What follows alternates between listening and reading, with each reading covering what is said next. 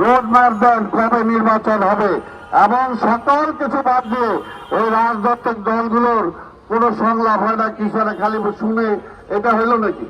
আর পরিষ্কার এজেন্ডা, দেশ কিভাবে চলবে রাজনীতিবিদদের নিয়ে বসেন, আরো যদি কোন স্টেক হোল্ডার থাকে তাদেরকে নিয়ে বসেন, একসাথে বসে রাউন্ড টেবিল কনফারেন্স করেন, সবার মত নেন।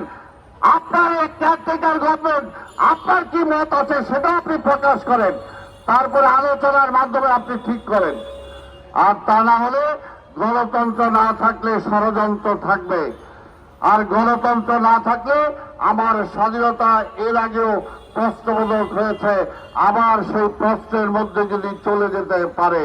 তাই সকল ষড়যন্ত্রকে রোধ করার একটাই পথ, জনগণের অধিকার, জনগণের ক্ষমতা, জনগণের মালিকানা জনগণের কাছে ফিরিয়ে দেওয়ার জন্য ভোট দেন। আপনাদের সবাইকে ধন্যবাদ। খোদা হাফেজ। বাংলাদেশ জিন্দাবাদ।